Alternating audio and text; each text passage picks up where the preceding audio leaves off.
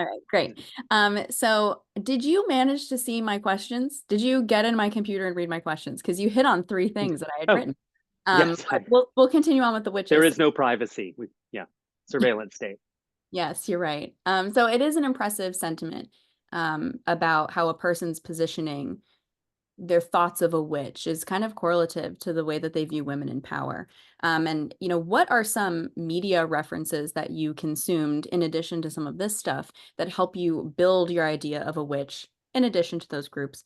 And were you apprehensive of writing a version of a witch that would be looked at kind of in that same, like, Mhm. you know, center? Yeah, yeah. So I don't do a ton of research on the supernatural or the like horror elements of my books before I write them. I usually pick one or two things. And if I need stuff, I take it as go. I do a ton of research on like the period, the setting, stuff like that. Like, I mean, so much research on pregnancy and childbirth in 1970 and things. But like usually all that research comes afterwards when I'm putting the show together. It's like my treat. So I can go down like every rabbit hole. So for the book, it's pretty focused. Like for the book, so for me, witches are, Suspiria, the original one, has always been a big benchmark for me. And then I did a little bit of looking into like Wicca, especially Gardnerian Wicca, which is Gerald Gardner's version, which is the early one. But I tried to avoid that a lot. I pulled a lot on classical Greek and Roman witches, Medea, Circe, that kind of thing, just because I didn't want to be stepping too hard on people's active religious traditions. Um, and then the real thing is, okay, and I'm just bear with me for one sec because I don't really talk about this a whole lot and I want to get it right. Hold on. Sure. Um, um, so this is something that I don't really go into a lot. And so be patient with me. But very early on in very early in writing this book, I was just sort of screwing around looking at portrayals of witches in movies. I don't know, do people know what Letterboxd is? It's like hipster Oh, do IMDb. Yeah, yeah, we? okay. Love Okay, it. okay. Yeah. And so I was on Letterboxd and I was looking up V, which is a Russian witch movie from 1965. And I came across this review. Um, well, actually, I came across a review and I was like, it's one of the most beautiful things I've ever read about witches. And it's like most letterbox reviews are 2 or 3 sentences. This was like almost 2,000 words. And I felt like maybe like the person who wrote it got possessed halfway through by like a crone. And I cut and pasted it into like just a notes document, and I would just go back and read it a lot as I was writing the book. And then at the end, I was like, "Oh, I'm going to use that in the show," and I never did.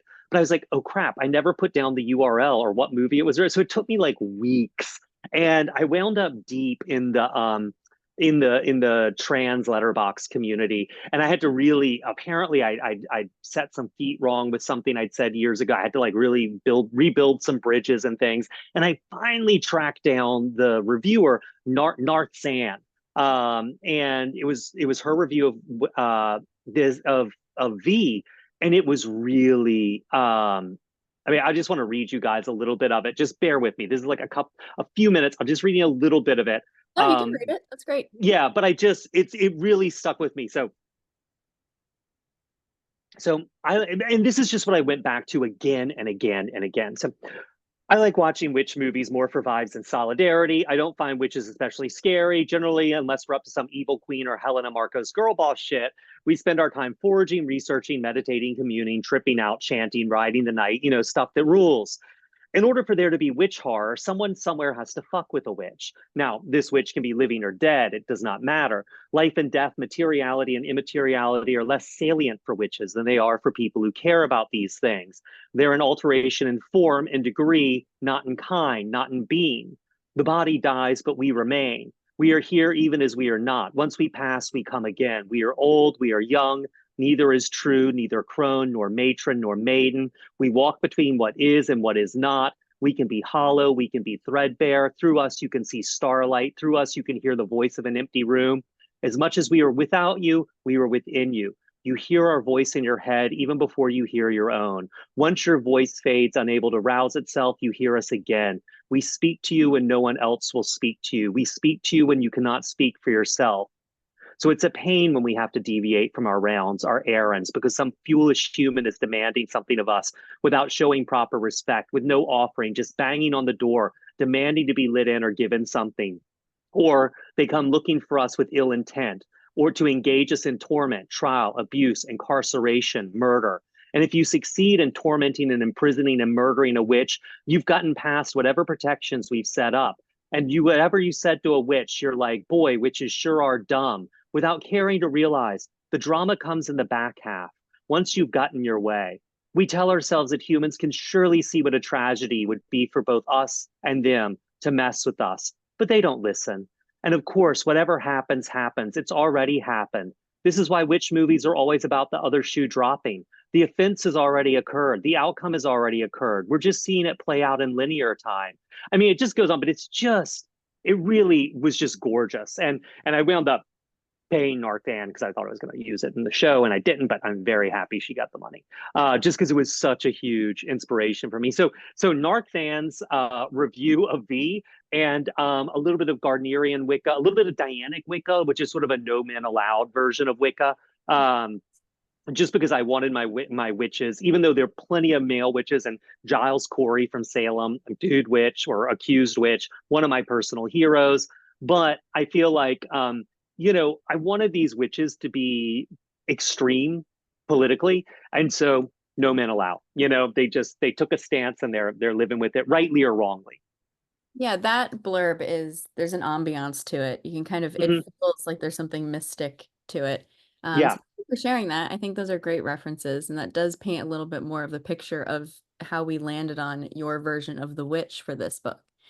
And I think it's really fascinating, after hearing all of this and like thinking about witches, how challenging it is to get it right. And I feel Yeah. like people already have sort of a notion of what they want out of a witch, and it's safe to assume that most of us want the version of the witch that, was in this book.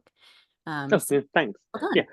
Well, I mean, it's funny, right? Like, I feel like Robert Eggers' The Witch. Like, one of the things that bugs me about that movie, and I didn't really realize what it was until I was writing this book and doing my own witch, is he tries to have it both ways. The witch is a monster for a lot of the movie, and then becomes this sort of liberatory figure at the end. But I don't think it quite connects in a way. Like, and I think he probably ran into the same thing. I want to do this witch movie. Oh God, they're so malleable. And then you're like, I don't want to be sitting here being like, we should burn more women, like it's really not a stance anyone wants to defend. But then, well, I need a monster. So I think it's really, yeah, I think I'm not the only one who's had trouble with it.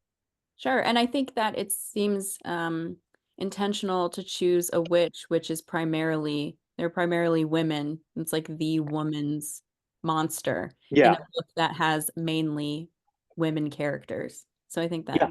there's Well, intent. it's the one sort of pop culture monster that is uniquely female, right? Like, I mean, you've got kind of the Carmilla, like lesbian vampire, but really witches are just so uniquely linked to women in pop culture.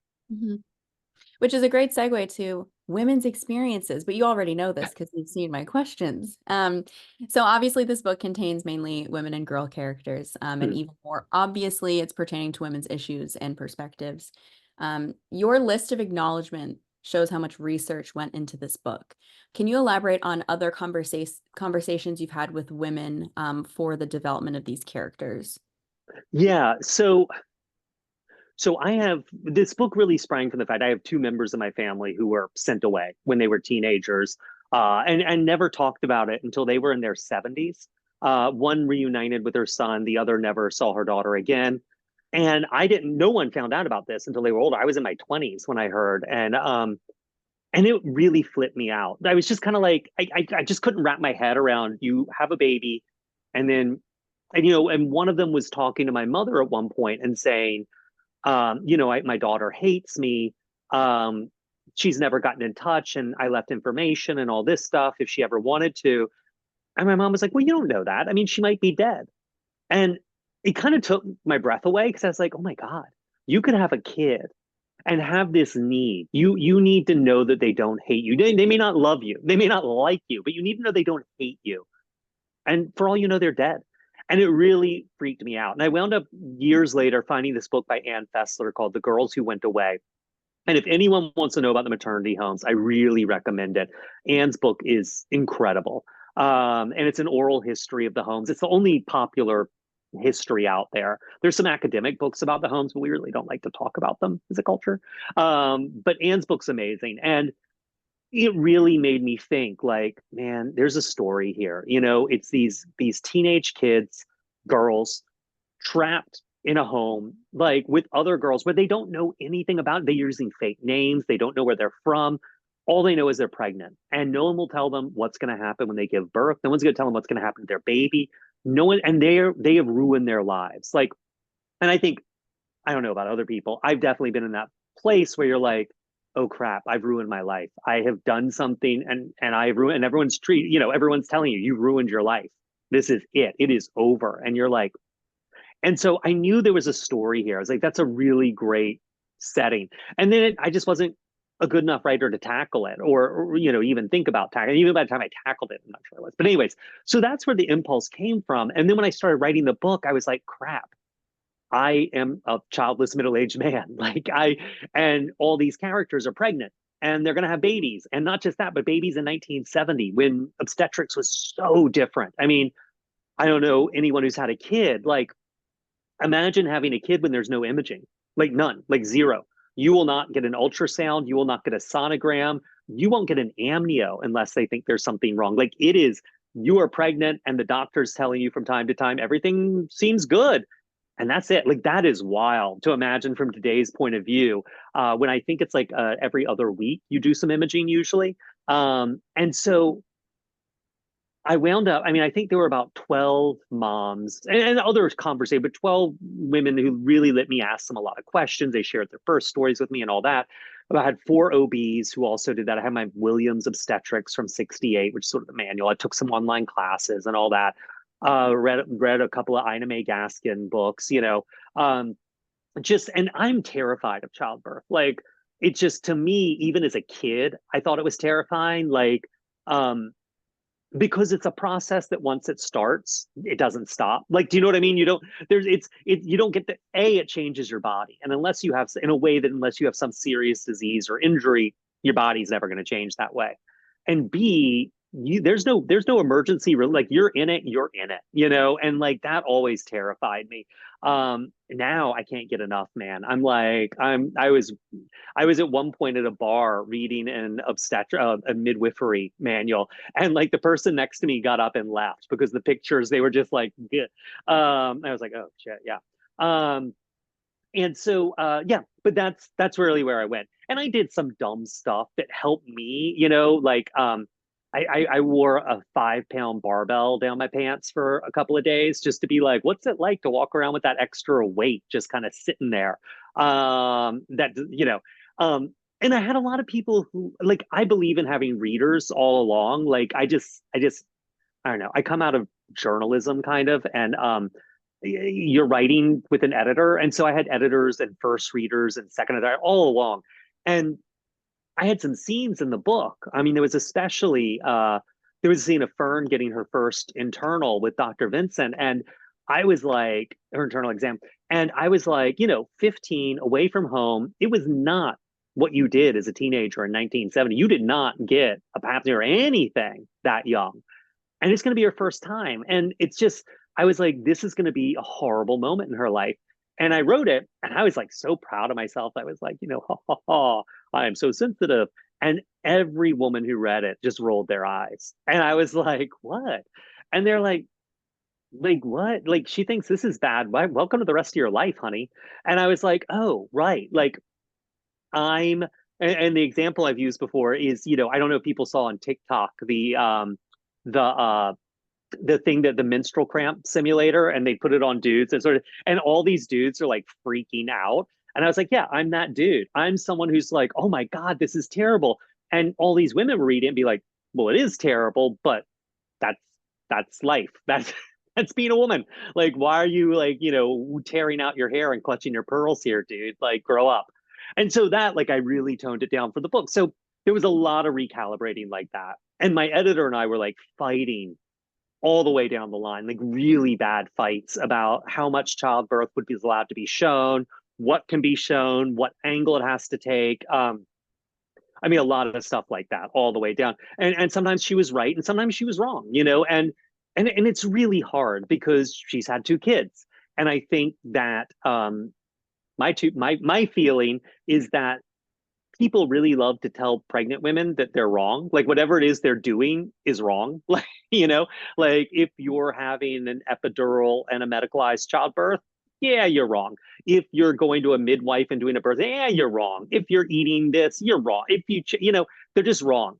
And so she really had a feeling that, and you know, and you know, the way she had her kids was the best way, and not in a bad way at all. I just think, you know, she had to defend her choices a lot, and so we really had to like do a lot of communication. At one point, I really considered asking her to do some group therapy with me to like for some conflict resolution, because it wasn't just that. I mean, we were butting heads all the way down the line.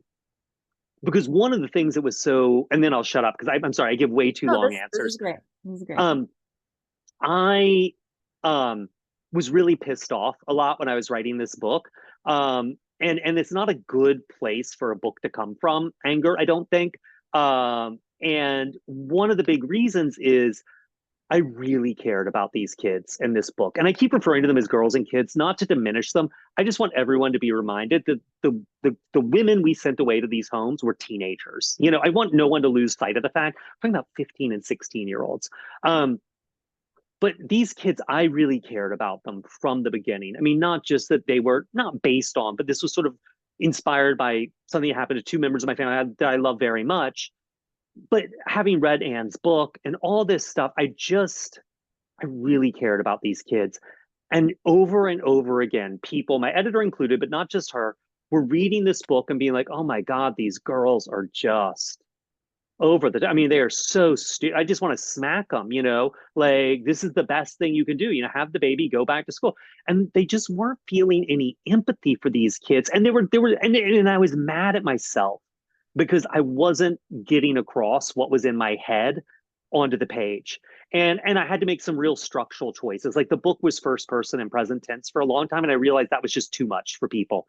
And I had to turn down the volume emotionally, third person, past tense, and that really helped in ways I hadn't anticipated. But I was so pissed at myself because I couldn't make it happen. I couldn't get through to people. And that was really a long, exhausting process. But it was mostly about me. Sorry. With the structural changes, we had a member, Han, asked when Fern is in delivery at the hospital and they give her laughing gas, the point of view switches to the doctor's perspective. And the perspective is very clinical, uses specific medical terminology. And it was hard to read because of how Fern was treated leading up to that and then being referred to as the patient. And it was all in explicit detail. I was wincing. So I'd like to hear how you researched that part and what it was like to write from the POV of the doctor's perspective. Yeah, yeah. Really, after being So immersed with these girls, I'm sure it was yeah. like.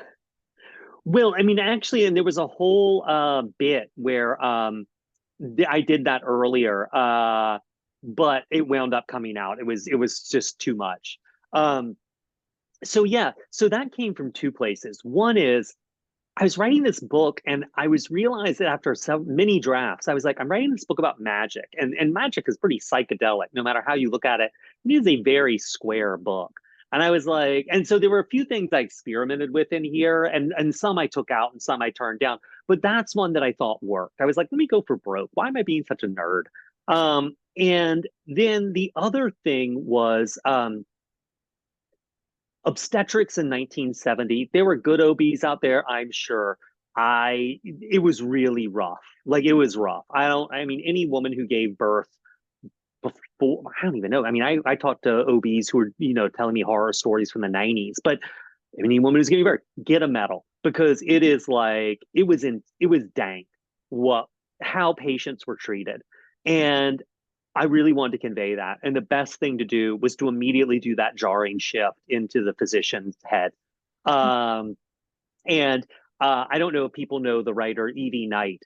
but Evie is a laborist and an MD, and she was getting like I was going back again and again. Okay, stitching up a PZI, like because they used to actually do it in reverse, and like it was, and so I was really, I mean, Evie really coached me through that whole scene, which was really I owe her a lot. And so yeah, so it was a lot of coaching, and it was also going to the manual and sort of how it's supposed to go and how it was treated, and then knowing about OBs. I mean, I've heard enough stories to know that it's relatively common for an obstetrician to induce a patient or do a C-section on a Friday because they don't want to mess up their weekend.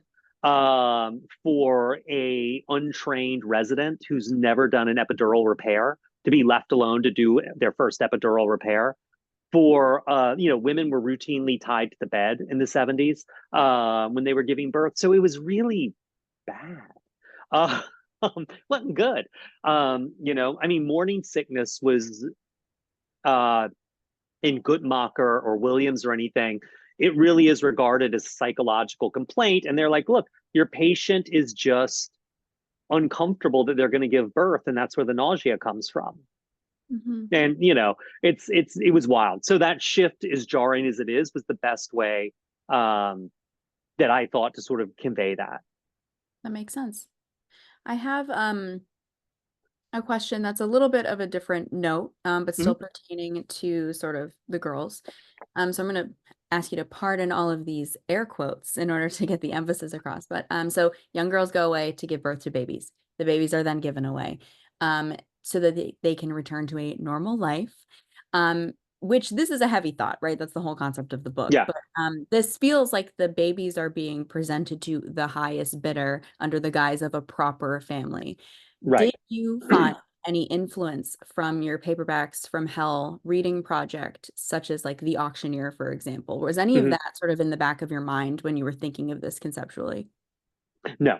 What was in the back of my mind, though, honestly, is I read there was a you will find very little published about the Holmes these days. But back in the day, I would say through the 70s, there was a ton. There were pulp paperbacks, some fiction, some nonfiction, and there were scare books, The Baby Stealers and Illegitimate with an exclamation mark and all this. House of Shame was a several volume series about girls who were some way. There was fiction, Unwed Mother by Gloria Minklowitz. So there was a lot of that stuff that I was reading. And the general contempt that an unwed mother was held with seemed pretty consistent across the decades.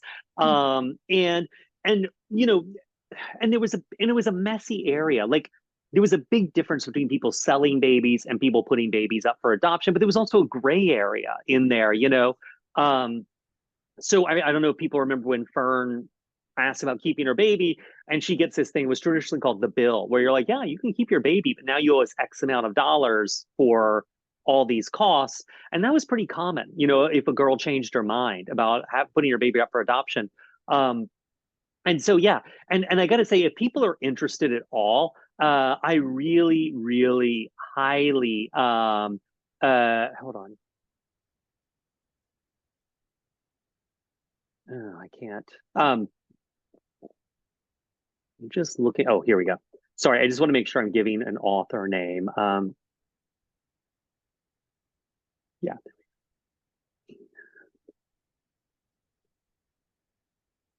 I appreciate the specificity on this. Okay, thanks. No, but these books are both out of print, but you can get on Amazon for like a penny plus shipping. But Jean Thompson's The House of Tomorrow, she was sent away when she was 20, and she did a wage home, which was a little bit different. It was where you were sent and you lived with a family and you were like their maid and their babysitter. And then you got paid for that, and that money went to defray your medical costs. And then you usually did the last month of your pregnancy in a maternity home. But G Dog's House of Tomorrow and Blossom Elfman's Girls of Huntington House, they are really good. Girls of Huntington House, I mean, Rose is right out of that book. And that's actually Blossom Elfman is actually she was a woman who just a novel, but it's based on this woman's time as a teacher in a maternity home in California. And she did a lot of work with the homes. And actually, she is Danny Elfman's mom. from Oingo Boingo, who does all the Tim Burton soundtracks. So it's nice to see an Elfman out there. But yeah, so that was a much more influence. But I know what you mean. I mean, there's stuff, The Auctioneer. There's a lot of pregnancy trauma books from that period when that was so big was the 70s, later 70s when IVF was coming around and test tube babies. I'm gonna use quotes like you are, but yeah, I mean, we've always been fascinated, but also terrified by birth, and women giving birth. It's just a thing people are drawn to and have strong opinions about. Mhm. With the 1970 setting, this book setting feels kind of like the perfect storm for a story like this to thrive. And that general time period obviously contains so many movements and changes. A lot that you've detailed in the beginning here, like women's rights, anti-war, Manson, music, Watergate, spirituality, all this stuff. What other sort of political and societal influences did you reference or research or think about? Yeah, I mean, the big thing to me was that there were sort of three. I mean, like you said, all those were huge, and that was the big one. That youth culture divide, that divide between old and young. Um, but also, the book takes place in Florida, and these girls are all from smaller cities throughout the Southeast. And I'm not saying the South is somehow backwards. If this was in New England, to be smaller cities in the Northeast, but for a lot of these kids, hippies, and all these people protesting the war, those were pretty distant. You know what I mean? Those weren't. They were seen in music and movies, and not so much TV, but music and movies in the newspaper. This world that was changing, but they were living in societies that were relatively conventional, and sort of square. Like there weren't a lot of people protesting the war in Birmingham, Alabama. You know what I mean? Like it just was not a thing. It's a smaller city. It doesn't have as many universities, that kind of thing. So for them, this all felt like the world's changing, but why aren't my immediate circumstances changing? Um, Music was huge in this book because it was so important when you're a kid, and especially in that time period. It was so much like what you listened to said so much about you, and who your stars were and things like that. And so that was really important. Movies weren't so important to me. I mean, they were to the characters, but also movies were pretty square in 1970. Like the stuff that was really out there was not playing, a movie theater in Savannah, Georgia. But yeah, you pretty much hit the big ones. Drug culture was really, really scary, but that sort of went hand in hand with the generation gap. Sure. So I take it the violence of the time period wasn't super referential. Oh Like, no, it was. I mean, but that was also something I felt like was very youth culture oriented. Like people were like, the people doing this are dirty hippies. I mean, the St. Augustine Record is the St. Augustine local paper, and I went through every issue of it from May to October, which is sort of the timeline of the book roughly. And it was very much like there is activity of illicit narcotic use on this beach from these drifters, from these bohemians, from this. It seemed to go part and parcel. And then you'd read things like there was a historically. I just want to make sure I get it right. Oh yeah.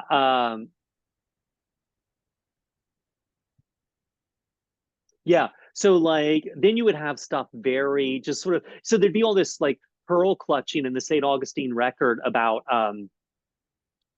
suspected drug use or youths gone wild building bonfires on the beach or once they set a lighthouse on fire but it was a very small fire and it didn't burn anything. Then you'd have something like in May of that year, Florida Memorial College, a group of Black students took it over, and there'd been some shootings at Jackson State, another college, and they were protesting conditions. And basically the cops just waded in and riot sticked them out of there and put them in handcuffs and dragged them out and beat them some more. And that's just very glossed over. That kind of sort of casual race-based violence is glossed over. Like those kids deserved it. But God forbid they light a mostly abandoned lighthouse on fire and nothing get burned. Like that was much bigger headlines. Um, And and one of the things, I lucked into a lot of things. Like 1970, I picked it because I didn't want to quite be too close to Roe, but I didn't want to be in the 50s or early 60s, so that feels so remote. And 1970, but then I was very lucky, like you said, because there was that whole occult explosion in the late 60s and things like that.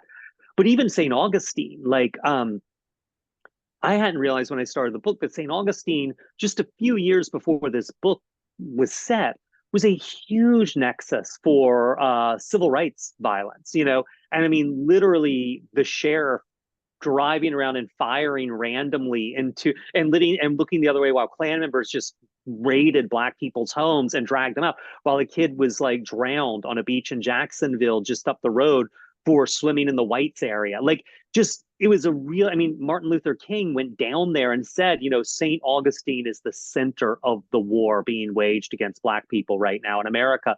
So I didn't even know that. And by the time the book came out or is set, that stuff people had just erased from it. That didn't happen, gone. Same sheriff, like the sheriff who's in the book I never named, that's the dude who did all that stuff. And he's based on the photos I could find of him. So it's, I was lucky in a lot of ways. But I feel like once you start digging deep anywhere, you start finding all these synchronicities and things, I don't know. Well, It's you find magic. things under the surface anywhere that Yeah. are being glossed over. So if I may ask this, Yeah. there is current turmoil, obviously, relating to the freedoms of reproductive rights going on today Mm. in America. So, with these conversations going on, obviously, your book was written before some of this started. Do you feel that the coincidental timing, or how do you feel about the coincidental timing, I guess? Terrible.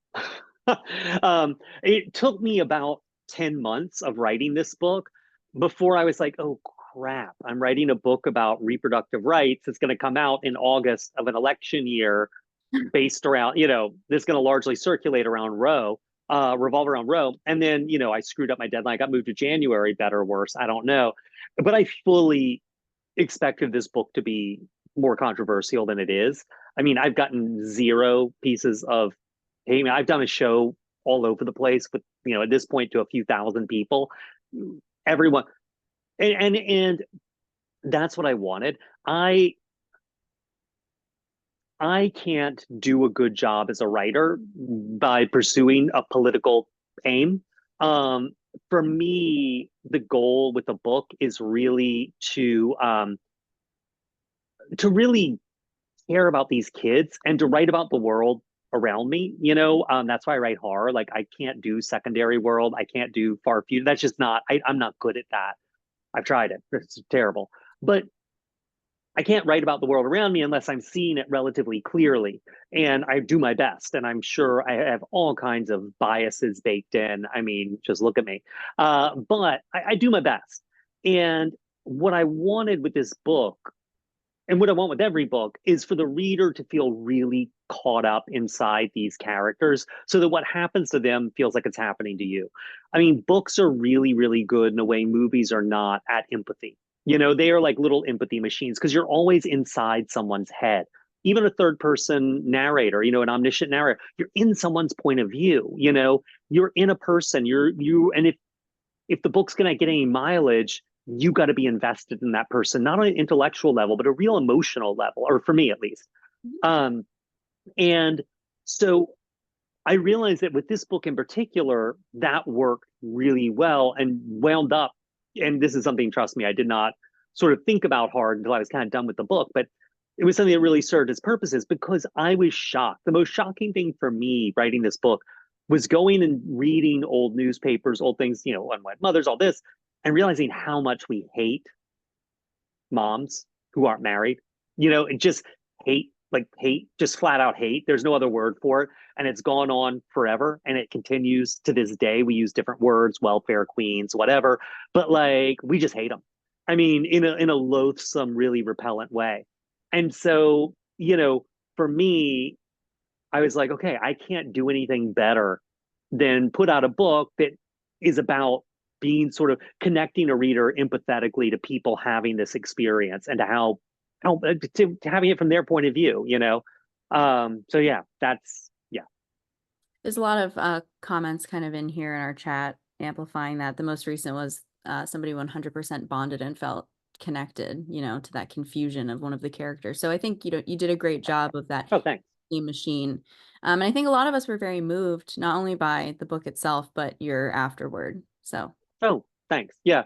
I mean, uh, I think there's a weird thing in books where the author's name is on the cover, and it's like, oh, the author, dude. Like, so many people go into making a book, and there's something. And listen, I mean, like, I'm the author, like, but there is an element where there's something kind of lovely about it. Like, even, and it's always, you get into this period with the book when you're writing one where it starts moving through these late stages of its birth process, and it's like you're doing the copy edits and the line edits and the marketing blurb and all that, and it can get tedious, like, and it's like I mean, at one point I wanted the characters to be watching Bewitched, and like the copy editors like, well, actually Bewitched in that year didn't come on Thursday nights, and I'm like, it comes on Friday nights, fine.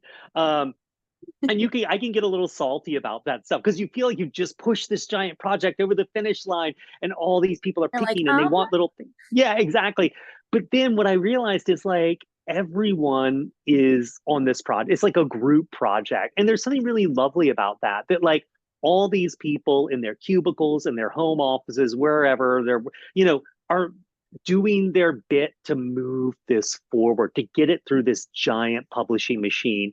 And you're like, oh, basically all these people want Fern and Zinnia and Rose and Holly out in the world. Like, that's what they want. So I had to sort of keep saying that. So it's quite lovely, and really and I want to give a shout out to all those people, and also I was very, very nervous with this book with people who've been adopted, adoptees, and people who've adopted kids, because I mean, look, I've adopted people in my family, but I'm not adopted, and I have not adopted anyone.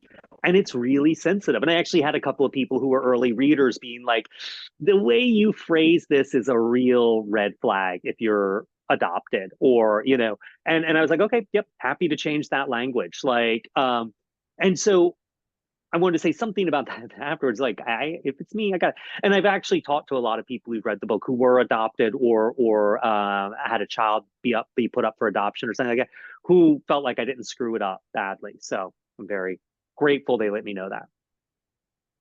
I have one other question about the book, and then Yeah, a final sort of wrap up question before we move to a Q&A for some of our members to ask you directly. yeah. Last question is about the food. I want to know a little bit more about where some of these inventions or dietary restrictions came from. Hmm. Is it Yeah. referencing recipes from that time, or is Oh, it a yeah. creation of your own mind? Yeah. I mean, I'm looking over at the bookshelf full of old Southern cookbooks that, I mean, when my oldest sister got married, my Aunt Margaret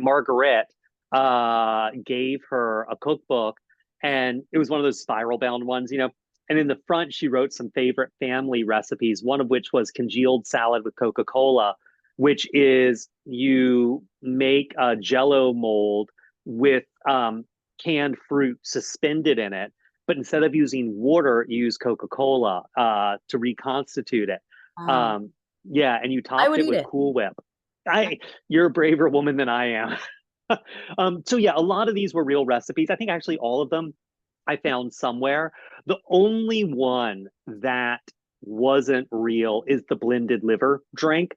There were people who blended liver and drank it when they were pregnant, but it was a really rare thing, and they did not do it with milk. Trust me. Yeah, and also uh, hamburger pancakes are not nearly as disgusting as people think. Because the recipe I found was a really busted one from, I think it was no, Ladies Home Journal, um, which was basically like you take ground beef and you smush it into pancake batter. But there is a real recipe for hamburger pancakes. And what it is it's also known as Russian hamburgers, and or no, Russian steaks. And so it's to stretch hamburger meat. And what you do is you whip the whites of an egg into a meringue and mix that with hamburger, and then you form that into patties and fry it. And everyone I've talked to who had it, because people still cook that, they say it's absolutely delicious.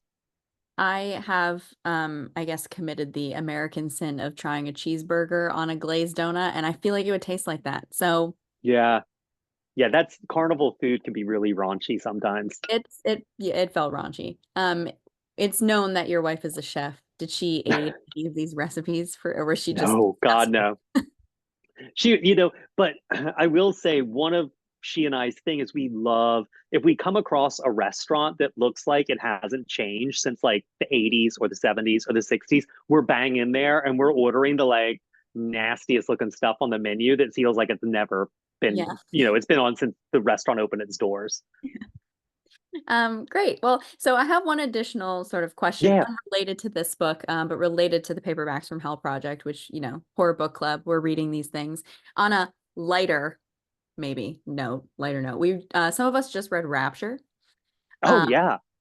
and what a ride of toxic masculinity that was. How did you stumble upon that title and want to reprint that one? What was your thought process? So Rapture, I had read, and I was like, and that book, I mean, you guys have read it. There's some moments in that book that just get glossed over. So, there's something about the effectlessness, the lack of affect in his voice. You're like, wait, what? What? I mean, American like, Psycho kind. yeah, very much. But it's so underplayed. Like, American Psycho looks so like, look at me. And this is just like, and then this, and then that. Yeah. And there was this idea of you belong to me. And I was like, that's so twisted. And so I was writing about it. And actually, Will Erickson, who wrote Paperbacks Halloween, he's a big Tom Tessier fan. So he was the one who really pointed those out. And out of all the Tom Tessier books, Nightwalkers is good, but I really clicked onto Rapture. And then I met Tom at an event, and nicest guy ever. Mm. And so when I was talking to the Valancourt guys, Will and I, and they were like, well, we want to do more of these. We're like, talk to Tom. I've got his email. Like, I'm sure. And like, they went to it. So it was just one of those that fell in our lap. Like, there are plenty paperbacks from hell we wanted to do that got so close to the finish line and just fell through for one reason or another. And I'm happy to talk about that as anyone cares. But like, this was one where like, we know Tom, Rapture's a hell of a lot of fun. We don't know why it's out of print. Like, let's go for it. Got it. We had somebody who rented the book from their library and they had to pull it out of like the back of their library and it was like a first edition hardcover that looks Oh like my it's God. like they really don't get Yeah. rid of books, apparently. They've Yeah. had. Yeah. Do you have any recommendations for any older horror 70s through 90s that you think would be a good pick for us? Yeah. So do I? So just looking really quickly. I'm looking at my witch list. Oh, perfect. So there's a book that I think is really fucking amazing. And I think the ebook may be in print, but I believe they're bringing hold on.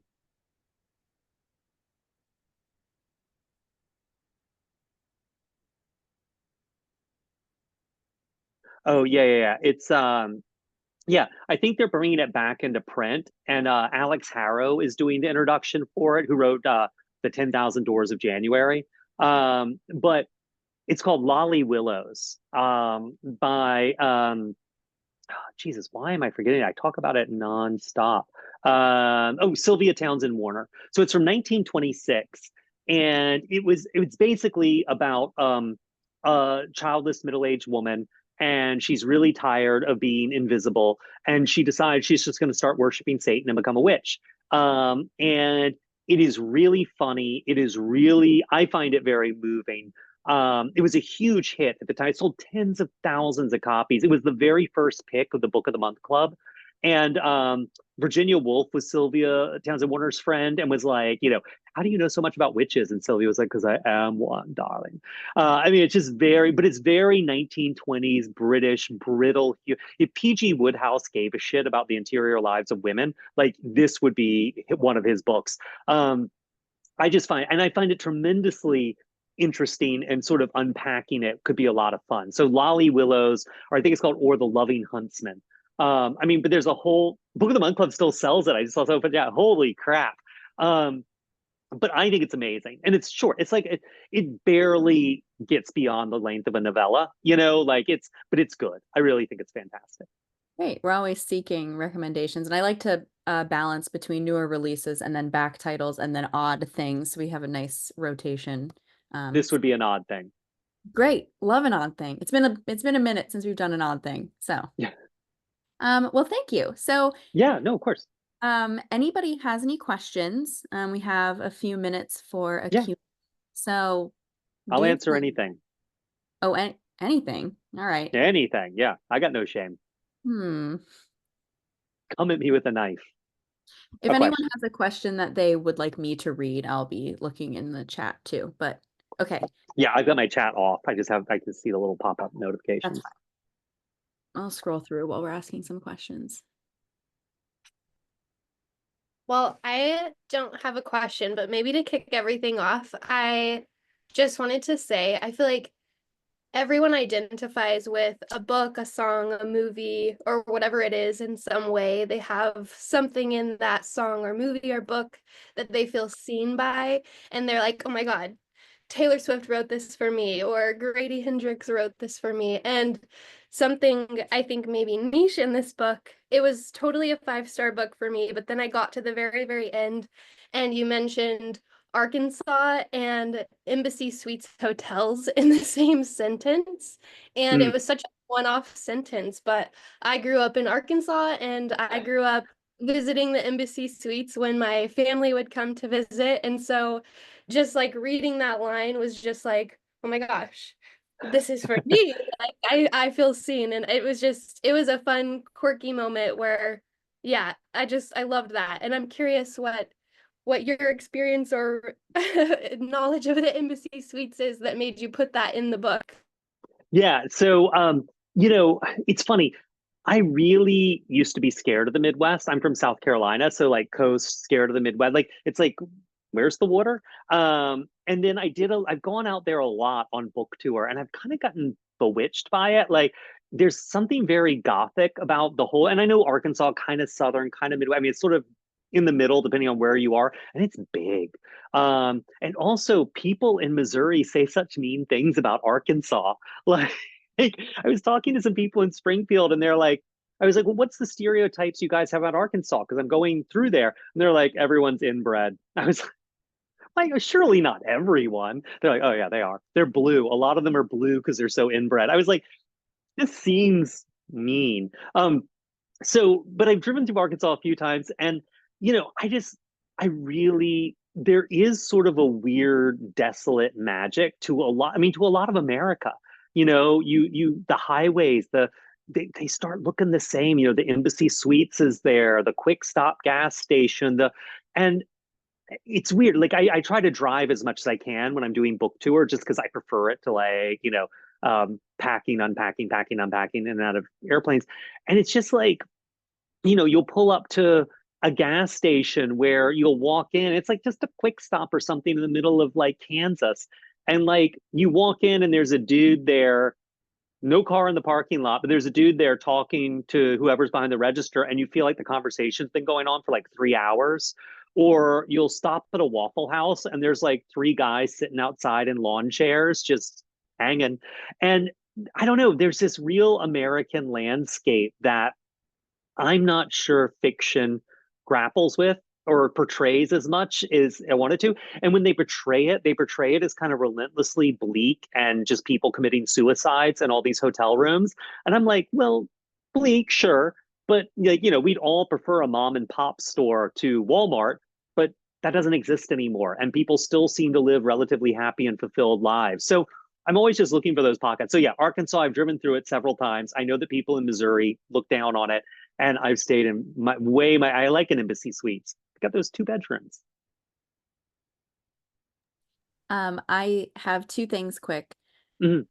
If we want to take a photo, we should probably do that now before I Mm. forget. I will forget. Sorry to pause the Q&A. So if you guys Yeah. have your books with you and you'd like to be in the photo, grab your book, turn on your camera. I'll give everyone a minute. Also, there's like 3 or 4 pages. Ooh, look at those British editions. Nice. Y'all are a swanky crowd. I loved Swanky. it so much. I just want to give a quick shout out. I couldn't wait for it in the mail when I got it. Oh man, I know they did such a, usually I'm a little sus on sprayed edges, but they really did a great thing there. They're cool. I'm in Canada. I am so jealous that I haven't got that edition. It's beautiful. It really is. The And spray- Grady, I saw you in Portland and got your to I'm sign my gonna- UK version. Oh, yeah. Hey. All right, I'm gonna take a screenshot that I am in, so I'm gonna smile for a minute, and then I'm gonna pop around. So just hold your pose. I don't know where everyone is. Oh God. Okay, ready? Okay, let me go through here. Oh, some more people's cameras came on. All right, sorry. Bear with me. Keep smiling. Going over to the next screen. Smile. Okay, keep smiling. If you don't have a book, I'll Photoshop one in for you. Okay. I think I got everybody. Cool. Thank you. And then the second thing was I saw Grace mention that she has a question. She doesn't know how to raise her hand. So Grace.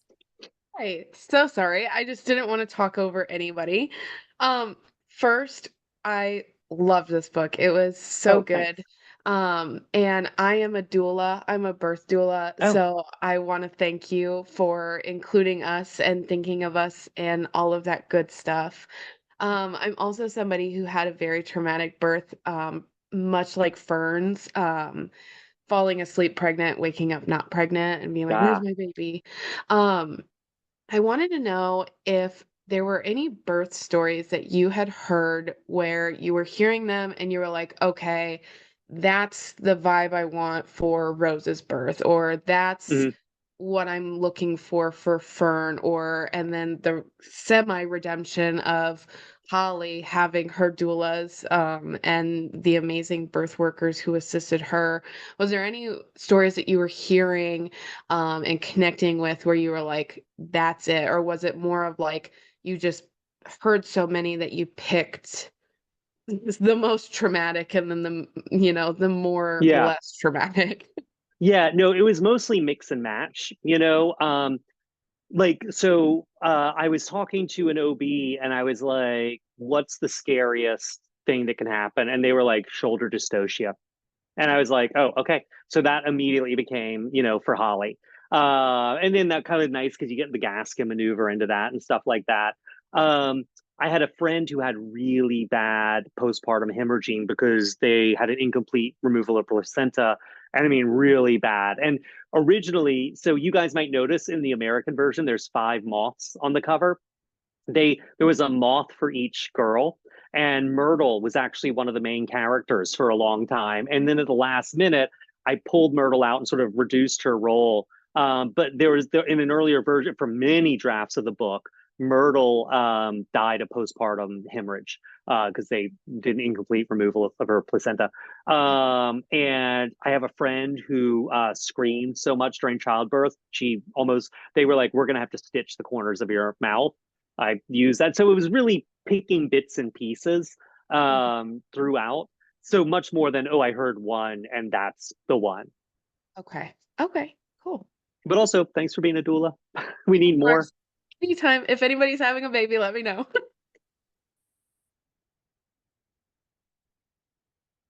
We have a question in the chat of how much does your Southern upbringing influence your writing? And that's from Miriam. Yeah. So hang on, just looking something up real quick. Sorry.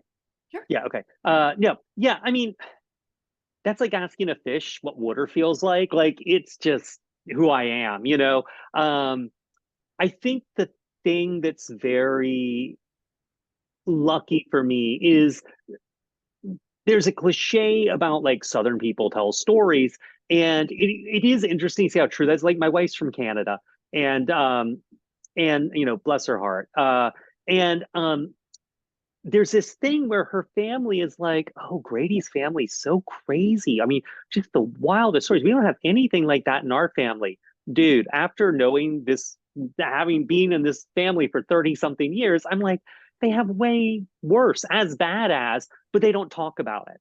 And I think, in Southern, not every Southern family opens their mouth and their guts spill out, but I think there is a lot of storytelling to sort of put things into context and have things make sense. And I think that's definitely something I have benefited from being around. I mean, when I was a kid, like I'm sort of younger in my family. There were no other kids really my age. I mean, I had some cousins, I guess, but in my like immediate family, and they were second cousins. And so at big family gatherings, all the kids would go play football or basketball or whatever. And I was just little. They'd be like, why won't you play basketball? Because you'll dump me on my ass. And so I would hang out inside. I'd read or whatever, but I'd hear, you know, where everyone was gossiping and talking. And so it was really this idea that, and this may be every family, but really like there's a version that's presented to the world and there's another version behind it, you know? So yeah, that was a big shaper. Yeah. And actually, I just want to throw one quick shout out, just because Grace was saying she's a doula, and midwives and doulas, very different thing. But there's another great book. It's a memoir that I read for this book, and it's out of print too, or it might be back in print. I think it's out of print, but it's pretty cheap. But it's called A Midwife Story, and it's by Penny Armstrong and Cheryl Feldman. And it was written in I want to say I'm looking at the pub date online, which is wrong. It says 2006, and I think it was actually written in the 70s, early 80s. But it's about a midwife who goes to work in Pennsylvania Dutch country. And it is a really, really, it's a short book, but it is a really beautiful kind of meditation just on, I don't know if people know Thomas Lynch. He's a mortician who writes a lot of poetry, a lot of nonfiction. Really beautiful stuff. But this is like the opposite of that. It is this really just beautiful meditation on life and what it's like to be in the business of helping people with their birth, when it goes right, when it goes wrong, and just sort of what that means. It's really great if anyone's looking for something. Thank you. Do you have a few minutes to answer some more questions? Yeah. Okay. Yeah. Let's go for 10 more minutes. That's totally fine. Great. Does anybody have a question they'd like to ask, or do you want me to read from the chat? I think someone just said something in the chat if they want to sneak it in. Anyways, who was saying something? Yeah, sorry. I'll sneak it in if you want. Yeah. So we have a bingo for the book club, and one of the prompts is our favorite author's favorite book. So I would like to know yours so I can read it. Yeah. So it's hard because I kind of switch around a lot really depending on where I am. But I gotta say, two books that really like I go back to again and again. One is very boring, and I'm sorry to say it, but it's Shirley Jackson's We've Always Lived in the Castle. Like I've just gone back to that book so many times. But the other one is Charles Portis's True Grit. And they're both really similar. They're both, you know, they're both first person books, which I don't do that often, both with really, really voicey narrators who are both like early teenager. I think they're both like 13 or 14, 12, somewhere in there. But I think that I've never seen any of the movie versions of True Grit because I love the book so much. I don't want to see an adaptation, even if people say it's really good. And the thing I love about it so much is people say, you know, Huckleberry Finn, the great American novel, and that's fine. That's cool. That's totally glad they feel that way. And I really do feel like for the 19th century, it absolutely is the great American novel. But Charles Portis's True Grit, I think, is the great American novel of the 20th century because it's really, really about you need people with a certain amount of ruthlessness and who are willing to do nasty shit if you're building a country. You just do. You need them. You need them to go in there and kill the people who are living there already. You need them to go out there and kick out. You need them to do all these reprehensible things to build it.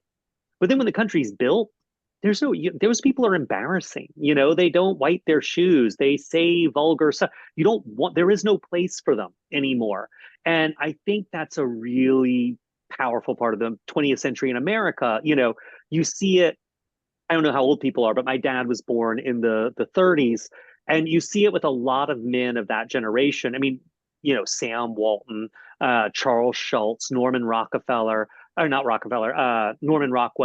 On TV, you know, Don Draper's one of those guys. My dad was definitely one. I've met lots of guys, you know, where it's these guys who were very, very driven to do certain things in their lives and then kind of clinically depressed about everything else because they didn't have they didn't know or have any interest in anything outside of their job or outside of themselves. Like they were sort of like, I want to get out of poverty. I want to get this stuff that I'm told is out there if I do these things.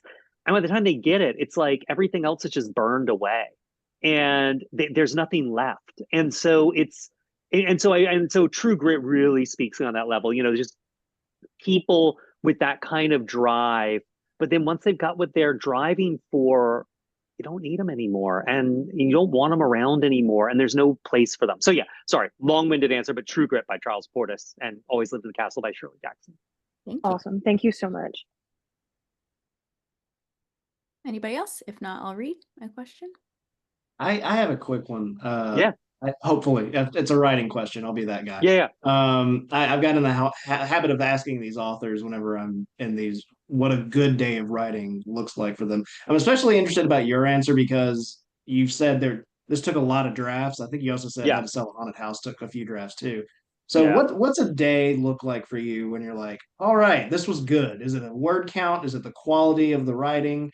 And how often does something like that end up in the final draft? Like how much of, like, say, the rough draft actually ends up in the final draft, for example, in this book? Precious little, unfortunately. I don't want to get into the whole thing because I could talk for a really long time, but like when I'm cooking on a book, generally I have a pretty good idea. So I'll start a day by going back to sort of the chapter before, the section before, and rewriting, forward, and then moving through whatever new part I'm doing. And so it's usually rewriting a chunk, and then that sort of warms me up to move into the next chunk. And usually I want to be doing 3,000 to 5,000 words a day, somewhere in there. That's sort of where I like to live. And they're not necessarily good words, but that's where I want to get through. And that's usually about a chapter for me. My chapters, I try to run them 3,000 to 5,000, closer to 3. I like them to have sort of a rhythm to them. I like the reader to kind of know and get this instinctive, unconscious feeling that we're getting to the end of the chapter, to just sort of keep pulling them through. So that's really what I'm shooting for. And honestly, the admin is death. Like, I realized years ago that like the first thing I do in the morning determines the rest of my day. And if the first thing I do in the morning is check email, just shoot my day in the head. If I sit down, and even if I'm just writing freehand for like an hour, just to sort of like then I can stop, have coffee with my wife, like see her off to work, and then go back to what I was doing. But it's like that first chunk in the morning. And I used to be a night person, and my wife had years ago, I don't even know if I can still blame it legitimately, but many, many years ago, she had a baking job, and we lived way the hell out. And so she would have to, and they didn't have an oven at the place she was working at, which was weird. They wanted a baker. But so she would have to get up at like 3:30, 3 in the morning and bake, have everything cool. And then at 5, I would have to get on the subway with her to help her take all these boxes full of stuff, like a 40-minute train ride downtown, 45, sometimes an hour, help her unpack everything, and then come back home. And that turned me into a morning writer, because I'd be getting back home at like 6:37. And it was like, oh, okay, 20-minute nap and I can do my work, That's also hard to do if you have a day job. And I mean, I was doing freelance writing and stuff then. I mean, I was not writing books at that point in my life, but it was like, if I'd had a 9-to-5 office job, and some days of the week I did, but that made it really hard. Thanks. There's a question in the chat of how / why did you decide to name the girls after flowers when they arrived at the home? Yeah, I was completely random. They needed new names, and I was trying to think of something, and I was like thinking of old-fashioned names, and I think I came across Ivy first, and then Rose, and I was like, oh shit, all flowers. Is this possible? And yeah, if you're willing to name a kid Petunia, everything is possible. Great. And I think this question might be a fun one to end on. It's a little bit of a lighter note of, you've shared from Nicole, you shared a lot of media you use for research and to inspire you. Was there any music from that time period that you listened to while writing? And if the answer is no, I'm going to ask another question. No. Yes, and actually ask me another question because I want to pull up my Okay, playlist and see what I was listening to exactly, so I'm not lying to you. great. Okay, while you're looking, Yeah. I heard that a while ago Horror Story was being made into a movie or that the rights had been obtained. Do you have any updates? So yeah, Horror Store has a director. We have a script. We're doing rewrites on it now. It's a lot of people. I did the first draft. Other people came in. The director came in and do other drafts. And yeah, it looks good. I mean, it's alive. We've got a production company attached to it, but also we have a what the hell do you call it? We've now got like an actual distributor who looks like they're into it, and the director has one project ahead of them, and this will be their next one. I'm hoping, that seems to be what's going to happen. But one thing I've learned is never count on anything Trust the in timeline. LA. Yeah. Sorry, I'm just looking. Okay, here we go. We'll have to do a Horror Store group read to the Oh, side. so the two songs I listened to a hell of a lot while I was writing this. I just want to, that one doesn't sound quite right. Hold on, I just want to make sure. Sorry, it's like once you finish a book for me, I have no more it kind thoughts of, in my head about yeah, it. it kind of disappears. Like it's really weird. Something that you're like, okay, so there's a couple.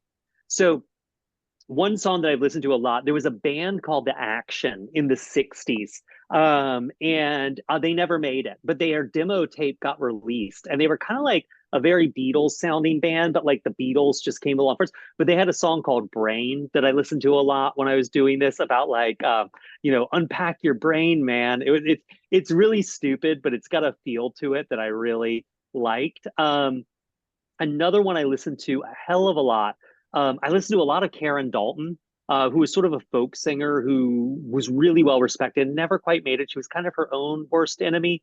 But she has an album I listen to all the time and a song, Are You Leaving for the Country? Sort of country folk that I listen to a hell of a lot. And then the other, so this is a little, I don't know, is this embarrassing? Sure, it's a little embarrassing. But two songs that I listened to just kind of nonstop. Let's make sure. Yeah, that's it. Sorry, I'm just pulling up my playlist. So I had this playlist I made, and there were a couple of songs from it that I went back to a lot. One is the song that's much more for Southern Book Club's Guide to Slaying Vampires, but I'm obsessed with it, which is Stevie Nicks' Moonlight, which is her song about Twilight. Sorry.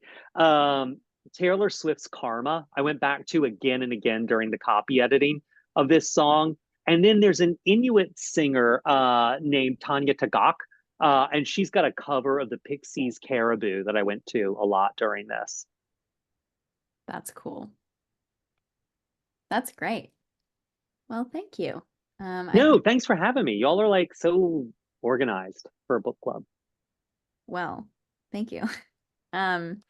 Yeah, thanks for your time and your insight, and especially answering some of these odd questions as related to No. process, music, writing, all of those things. It's great to be in your mind for a little bit.